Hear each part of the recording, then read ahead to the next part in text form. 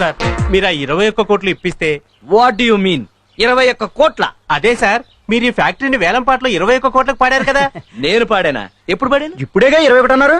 వాడెవడ 20 అంటే నేను 21 అన్నాను, 10 అంటే 11 అన్నాను, 12 అంటే 13 అంటాను. మీకు లెక్కలు రావని. ఇప్పుడు నువ్వు 22 దేనికండి? 23 అంటాకండి. Don't disturb me. అంటే మేమంతా లెక్కలు రాని సావటం, నువ్వు గొప్ప లెక్కల మాస్టర్వి, పెద్ద కారులో వచ్చేసావు. ఏలం పాట మళ్ళీ మొదలెట్టండి రా. అందుకే అంటారు జపాన్ లో తుఫాన్ రాదని. ఆ మాటకి అర్థమైంది సార్. కొన్నిటికి మీనింగ్స్ ఉండవు, ఫ్లో లో వచ్చినప్పుడు ఫాలో అయిపోవడమే. Follow me. సార్ సార్, ఇంతకీ కారైనా కొంటారా లేకపోతే? కారు కొంటాను నేను ఇప్పుడు చెప్పాను.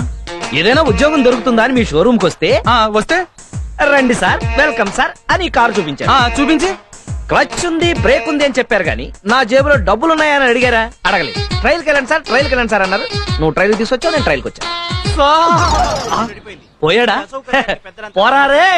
కారు నమ్ముకుని నేను రా, కాళ్ళని నమ్ముకుని ఉన్నాను. 4 5